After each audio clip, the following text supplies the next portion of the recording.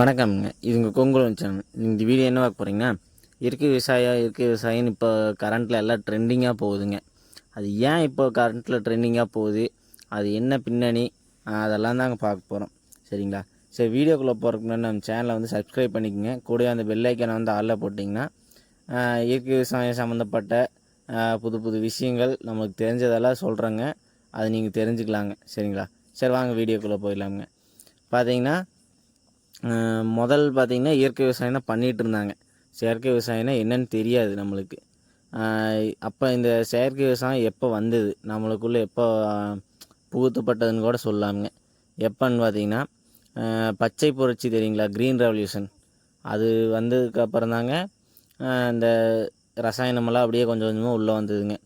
ஆனால் அந்த சமயத்தில் பார்த்திங்கன்னா க்ரீன் ரெவல்யூஷன் வந்து ரொம்ப தேவையாக இருந்ததுங்க. ஏன்னு கேட்குறீங்களா? பார்த்திங்கன்னா க்ரீன் ரெவல்யூஷன் கொண்டு வந்த காலம் பார்த்திங்கன்னா ரொம்பவுமே பஞ்சங்க. சரிங்களா? அந்த மக்களுக்கு வந்து ஜனங்களுக்கெல்லாம் சோறே கிடைக்கிறது ரொம்ப கஷ்டமாக இருந்ததுங்க. ஒரு 100 பேர்த்துக்கு இருக்கிற இடத்துலிங்க ஒரு 30 பேர்த்துக்கு மட்டும் சாப்பாடு கிடச்சதுன்னு மீதியெல்லாம் என்ன பண்ணுவாங்க? அதனால தாங்க எல்லாத்துக்கும் சோறு கிடைக்கணும், எல்லோரும் சாப்பிடணும், அதுக்காக தாங்க இது கொண்டு வந்தது. அப்புறம் இன்னொன்று பார்த்திங்கன்னா, இந்த உலகப்போரெல்லாம் முடிஞ்சதில்லைங்க. அப்போல்லாம் நிறைய இந்த வந்து வெடிமருந்துகள்லாம் இருந்ததுங்க. அதை என்ன பண்ணுறதுன்னு தெரியாத, சரி விவசாயத்துக்கு இப்படி பண்ணலாம், யூரியா தயாரிக்கலான்னு சொல்லி கண்டுபிடிச்சி, சயின்டிஸ்டெல்லாம் கண்டுபிடிச்சி இது மாதிரி உள்ளே கொண்டு வந்தாங்க. இது பல இது சொல்கிறாங்க. அது என்ன ஏதுன்னு தெரிஞ்சுங்க கமெண்ட் பண்ணுங்க. அப்புறம் பார்த்திங்கன்னா, அப்போ வந்து நம்ம சாப்பாட்டுக்கு மட்டும் முக்கியத்துவம் கொடுத்தோங்க. அது வந்து சாப்பாடு இப்போ எல்லோரும் சாப்பிடணும், அதனால சரி எப்படி வந்தாலும் சரின்ட்டு சாப்பாட்டுக்கு முக்கியத்துவம் கொடுத்து இது மாதிரி உரம், ஹைப்ரிட்டு இதெல்லாம் கொண்டு வந்துட்டோமுங்க. சரிங்களா?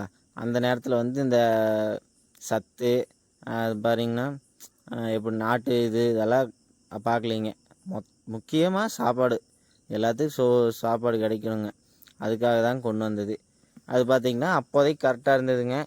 அதுக்கப்புறம் அப்படியே நல்லா புது புது ரகம் எல்லாம் கொண்டு வர, உரம் போட போட மண்ணைக்கு வளமாக இருந்தங்காட்டி அது நல்லா வந்துட்டு இருந்ததுங்க, எந்த பிரச்சனையும் இல்லாத. அதே மாதிரி எல்லா மக்களுக்கு தகுந்த மாதிரி சாப்பாடு, உணவெல்லாம் உற்பத்தி பண்ணிட்டாங்க. இப்போ பார்த்திங்கன்னா இன்னொரு 5 வருஷம் 6 வருஷத்துக்கு நம்ம எல்லாமே யாருமே பண்ணாது விட்டாலும், எந்த வறட்சி வந்தாலும், எந்த போர் ஏதாவது வந்தாலுமே 5-6 வருஷத்துக்கு தேவையான உணவு வந்து நம்ம நாட்டில் இருக்குதுங்க. சேவிச்சு வச்சுருக்குறாங்க. சரிங்களா? அதனால் இப்போ பிரச்சனை இல்லைங்க. இப்போ என்ன பிரச்சனைங்கன்னா, நாம் சாப்பிட்ற சாப்பாடு வயிறு நம்புதுங்க. ஆனால் அது வந்து உடலுக்கு தேவையான அத்தனை சத்தும் கொடுக்குதா, உடலுக்கு எல்லாமே நல்லதா அப்படின்னு கேட்குற கேள்விக்கு வந்து ஒரு கேள்விக்குறியாக தாங்க இருக்குது. இப்போ பார்த்திங்கன்னா, நம்ம உணவு உற்பத்தி பண்ணுறதுலையே ஒரு முழு கான்சன்ட்ரேஷனுக்கு கொண்டு போனதுனால உடல் நலம் அப்படின்னு மக்களுக்கான உடல் நலங்கிறது வந்து இங்கே என்னென்னே தெரியாமல் இருக்குங்க. சரிங்களா? அது மாதிரி தான் இங்கே இருக்குது.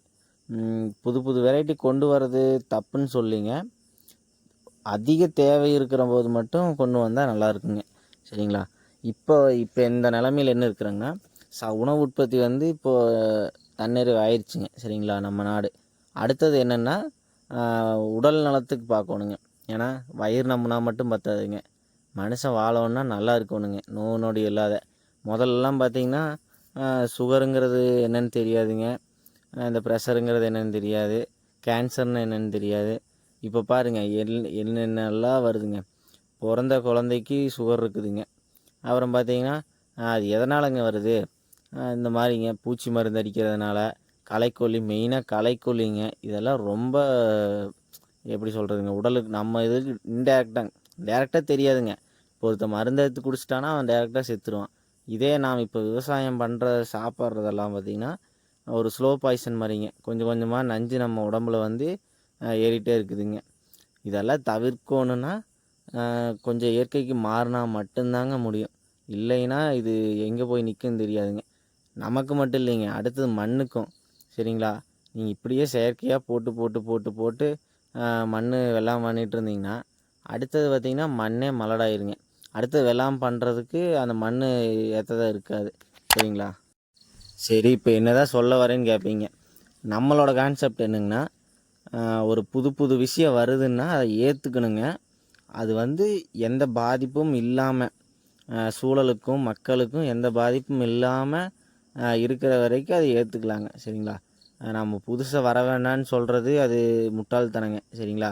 பழசவே வச்சுட்டு ஒன்றும் எல்லாமே பண்ண முடியுமாங்கிறது அதுவும் கஷ்டந்தாங்க.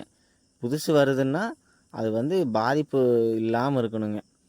சனங்களுக்கும் பாதிப்பு இல்லாத இருக்கணும், மண்ணுக்கு பாதிப்பு இல்லாமல் இருக்கணுங்க. எந்த பிரச்சனையும் இல்லாத மாதிரி இருந்ததுன்னா அது நல்லா இருக்குங்க. சரிங்களா? இப்போ பார்த்திங்கன்னா நம்மளோட கான்செப்ட் என்னென்னு பார்த்தீங்கன்னா, முடிஞ்ச அளவுக்குங்க இயற்கைக்கு மாறிடணுங்க. அது வந்து ஈல்டு வைஸ் பார்த்திங்கன்னா அதிகமாக எடுக்கணுங்க. எந்த அளவுக்கு அதிகமாக எடுக்க முடியுதோ, இப்போ ஒரு ரசாயனம் போட்டு விளையிற காட்டில் வந்து எவ்வளோ ஈல்டு எடுக்கிறாங்கன்னா அதே ஈல்டை வந்து நாம் இயற்கை முறையில் கொண்டு வரதுக்கு ட்ரை பண்ணணுங்க.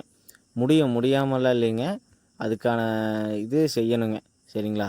அது கரெக்டாக ப்ராப்பராக பண்ணால் அதோட ஈக்குவல் ஈல்டை வந்து நாம் எடுக்க முடியுங்க. முடியாதுன்ட்டெல்லாம் இல்லை, அதை தாங்க பார்க்க போகிறோம். அது பார்த்திங்கன்னா எந்த அளவுக்கு சாத்தியம்னு எனக்கும் தெரியாதுங்க. சரிங்களா? நான் இன்னொருத்தர் சொன்னதை வச்சு நான் ஒரு இதாக சொல்கிறேங்க. அது சாத்தியமா இல்லையான்னு பார்த்தீங்கன்னா நாம் எந்த விஷயமே செஞ்சு பார்த்தா தாங்க தெரியும். அதனால் இப்போ நாம் என்ன பண்ண போகிறோங்கன்னா, இயற்கை விவசாயம் பண்ணணுங்கிறதுக்கு வேண்டி நம்ம தோட்டத்தில் பார்த்திங்கன்னா ஒரு 10 சென்ட் காடுங்க சும்மா தான் இருந்தது. இத்தனைக்கும் எங்கள் வீட்டில் பார்த்திங்கன்னா கொடுக்க மாட்டேன்ட்டாங்க. இயற்கை விவசாயத்துக்கு கொடுக்க மாட்டேன், நீ பண்ண வேணாம் அப்படின்னாங்க. ஓரியாட்டம் போட்டு பண்ணியே தீர்வேன்னு சொல்லி சண்டை பிடிச்சி இந்த இடத்த வாங்கிக்கிறேங்கன்னா நாம் இயற்கை விவசாயம் பண்ணலான்னு ஒரு ஐடியாவில் இருக்கிறேங்க. சரிங்களா? அதில் பார்த்திங்கன்னா என்னென்ன கிராப்னால் ஒரு இதாக சொல்லாங்க, உணவுக்காடு மாதிரின்னு வச்சுக்கோங்களேன். ஒரு வீட்டுக்கு தேவையான பேசிக் என்னென்ன ஒரு காய்கறிங்க இது மாதிரி தாங்க ஒரு பேசிக்காக இருக்கிற பயிரெல்லாம் போட போகிறேங்க. அப்புறம் பார்த்திங்கன்னா இது ஃபுல்லாக இயற்கையில் விளைவிக்க போகிறேங்க. இயற்கையில் விளைஞ்சு அதிக ஈல்டு வருமா வராதாங்கிறது இதில் நீங்கள் அப்போதைக்கு அப்போ பார்க்கலாங்க. சரிங்களா? எதுவுமே பொய்யா சொல்லிங்க. இங்கே நம்ம என்ன பண்ணுறோமோ அதை வந்து அப்போதைக்கு அப்போ நம்ம அப்டேட் பண்ணிகிட்டே இருக்கிறேங்க. நீங்கள் அப்போதைக்கு அப்போ பார்த்துக்கலாங்க. உண்மையாக பொய்யா நீங்களே பார்த்துக்கலாம். அதனால் இதெல்லாம் பார்க்கணுன்னு நினச்சிங்கன்னா நம்ம சேனலை வந்து சப்ஸ்கிரைப் பண்ணி வச்சுக்கோங்க. சரிங்களா? அப்போ தாங்க வந்து நாம் அப்பப்போ அப்டேட் பண்ணுறதெல்லாம் உங்களுக்கு கிடச்சிட்டே இருக்குங்க. இப்போ பார்த்திங்கன்னா நாமளும் ஒரு புதுசாக ட்ரை பண்ணுறேங்க இயற்கை விவசாயத்துக்காக. அதனால் பார்த்திங்கன்னா எப்படி வருது என்னன்னு தெரியலிங்க நமக்கும். நாம் என்னென்ன பண்ணுறோமோ அதை அப்பப்போ அப்டேட் பண்ணிடுறேங்க. நல்லா வந்தாலும் சரி வராட்டியும் சரி. சரிங்களா? அப்படியே உங்களுக்கு அப்டேட் பண்ணுறேங்க. அதனால் நீங்கள் ஒன்றே ஒன்று மட்டும் பண்ணுங்கள், இயற்கை விவசாயத்துக்கு சப்போர்ட் பண்ணுங்கள். சப்போர்ட் பண்ணணுன்னு நினச்சிங்கன்னா நம்ம சேனலை வந்து சப்ஸ்கிரைப் பண்ணிடுங்க. ஏதோ ஒருத்தர் 2 பேருக்குனாலும் உங்களால் முடிஞ்சது ஒரு 2 பேர்த்துக்குனாலும் ஷேர் பண்ணி விடுங்க. சரிங்களா? நீங்கள் இது மாதிரியெல்லாம் ஒரு சின்ன சின்ன ஹெல்ப் பண்ணிங்கன்னா தான் நம்மளுக்கு ஒரு என்கரேஜிவாக இருக்குங்க. நாமளும் இன்னும் வீடியோ எடுத்து போடலாமுங்க. சரிங்களா? அதனால் நீங்கள் சப்போர்ட் பண்ணுங்கள் இயற்கை விவசாயத்துக்கு. எனக்கு சப்போர்ட் பண்ண வேணாங்க, இயற்கை விவசாயத்துக்கு சப்போர்ட் பண்ணுங்கள். இவ்வளோ நேரம் பேசுனது உங்களுக்கு புரிஞ்சிருக்குன்னு நம்புகிறேங்க. பார்த்திங்கன்னா இயற்கை விவசாயம் வந்து உங்களுக்கு பிடிக்குன்னா க்ரீன் கலர் ஆட்டை கமெண்ட் பண்ணுங்கள். அப்புறம் பார்த்திங்கன்னா இன்னொன்று சொல்கிறதுக்கு மறந்துட்டுங்க, நாம் பண்ணால் மட்டும் பத்தாதுங்க. நீங்கள் அவங்களால் முடிஞ்ச அளவுக்கு வீட்லேயோ ஒரு தொட்டிலேயோ, இடம் இல்லை கொஞ்சம் தான் இடம் இருக்குன்னா ஒரு தொட்டிலேயோ முடிஞ்ச அளவுக்கு வீட்டுக்கு தேவையான காய்கறிகளை அவங்களே உற்பத்தி பண்ணுறதுக்கு பார்த்துக்குங்க. அப்போ தாங்க ஒரு வளமான வாழ்க்கையை வந்து அடுத்த சந்ததிக்கு கொடுக்க முடியும். சரிங்களா? இதெல்லாம் சொன்னது புரிஞ்சிருக்குன்னு நம்புகிறேங்க. நன்றிங்க. சப்போர்ட் பண்ணுங்கள்.